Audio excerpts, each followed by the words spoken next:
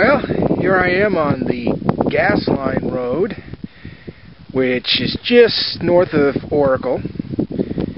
There's Faithful, my bike. I've had her for about, what now, 13 years? And I got to load her up with a yak trailer. We're going to go out for a couple days, couple nights. Just, get out. Hopefully I won't have too many problems with the bike. The components on Faithful are pretty much on their last legs. I got all brand new components and boxes at the house. I'm going to get every last mile out of these old things as I can get. Because this is a kind of antique bike now. It's hard to kind of watch, It's only a 24 speed. But we're out to have some fun. So I'm swinging around here looking to the west. And here's where we're going to head off now, right now. All along this gas line road that runs out from, I believe it starts like in Los Angeles and runs all the way out to El Paso, Texas, or something like that. But we're going to use this for a ways. We'll head out there and, well, we'll see what we shall see.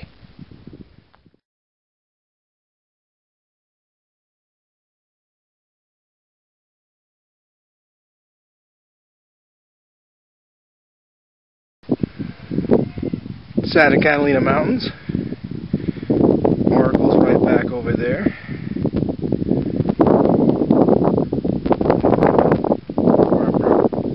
A good place for water.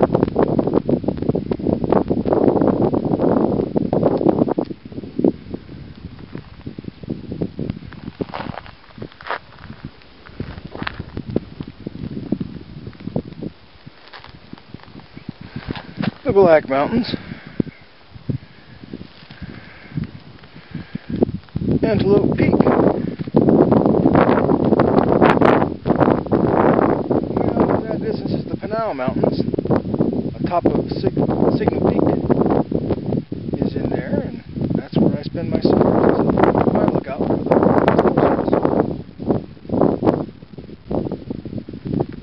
the Mescals, Black Hills, and the Galleros way in the background.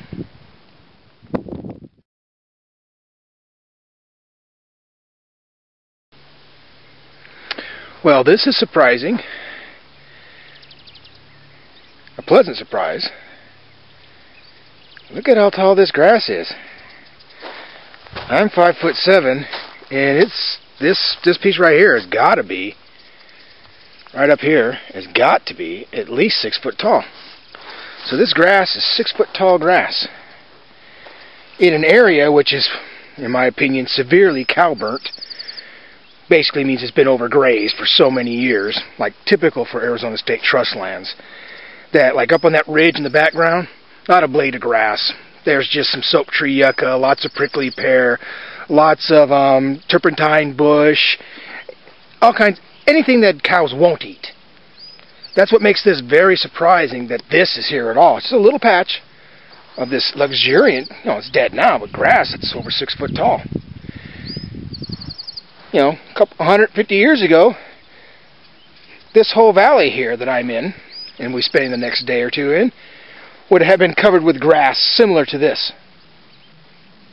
This is a rarity now to find an Arizona State Trust land, because, they don't manage this land properly. They allow the cattle grazers, the livestock, the ranchers, to pretty much graze this land until there's not a blade of grass on it. In spite of what you see here. You'll see later. You'll see there'll be plenty of photos from this trip showing you what the land around here really looks like due to the cattle grazing. I'm going to make my first nice camp right here in this wash, which is not, by the way, a wise thing to do in most situations.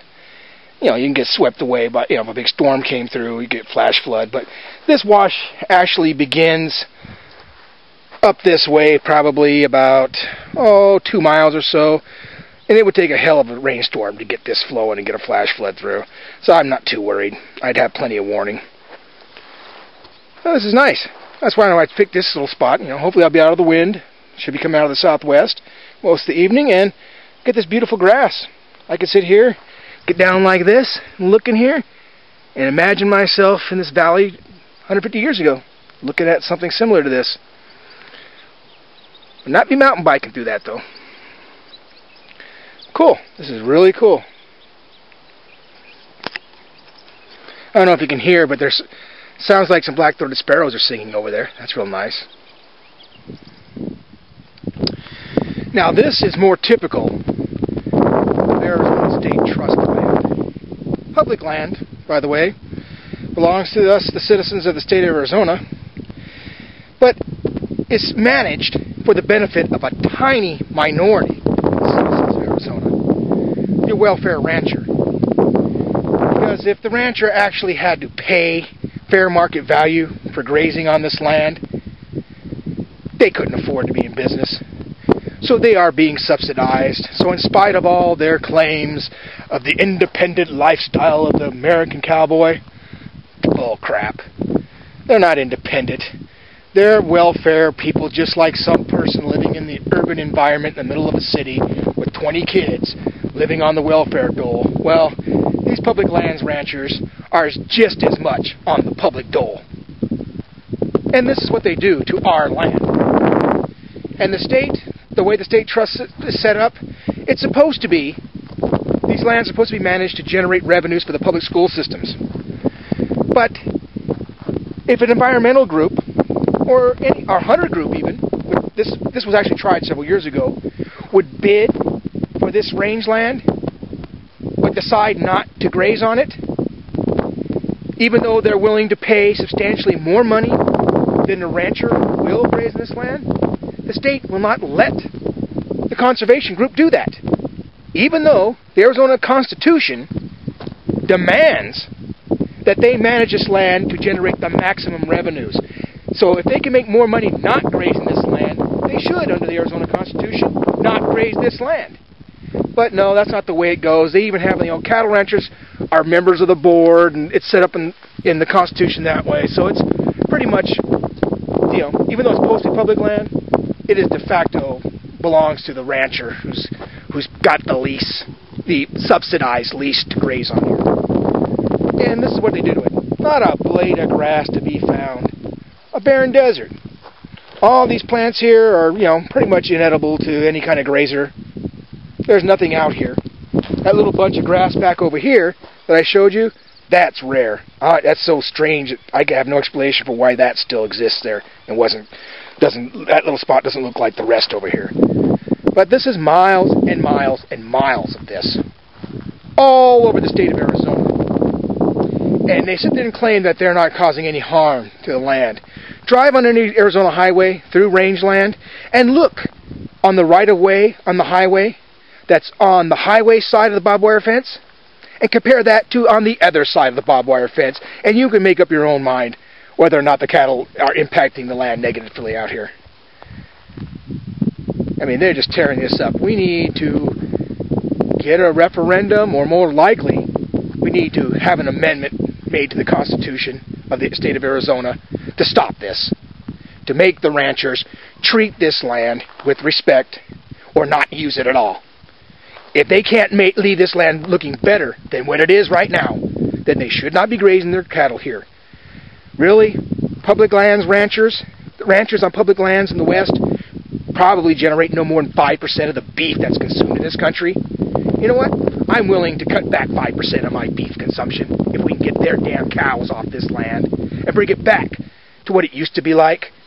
I mean, you can go to the federal land, which all up here in the Catalinas, in the background there, is all federal land. And they graze cattle there. And even though, in my opinion, that land is overgrazed, compared to this, the federal rangelands are a Garden of Eden. But this is what the state of Arizona does to its public lands for the benefit of a tiny, tiny fraction of the population, of the citizens of this state. Time for a change, folks.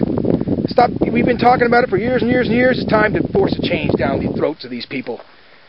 The cowboy is long gone. The cowboy died out 100 years ago. What we have now are cow farmers.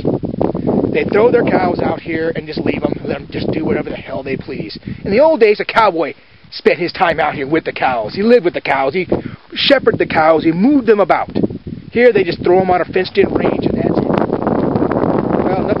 tribe now. There'll be more later on, especially concerning barbed wire fences. You know, stay tuned. Home sweet home for the evening. This is my home for the night. I should sleep well tonight because I didn't sleep worth crap last night. I got like 4 hours sleep. Plus I'm a little bit hungover today. We won't go into that. This is home. I'm just going to relax, read, do some other things, and get a good night's rest. Cool.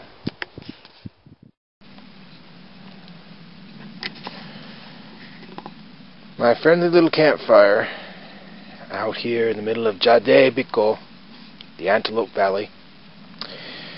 Back in up until the 1940s, during World War II, there used to be quite a few antelope in this valley.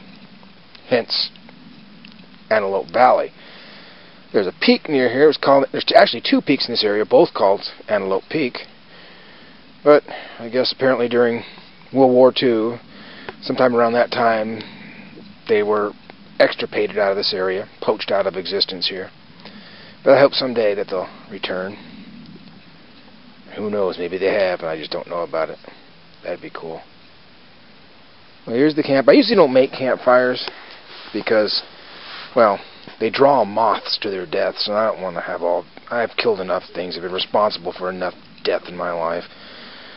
I won't, if I don't need it. But I was feeling kind of low, and plus it's kind of cold. I don't expect there to be too much moths about, so I'm keeping it just low, what they used to call squaw fire. I know that's not politically correct, but a small little fire that you can just tend and stay close to. Bed is over that way. I'm sure you can't see it.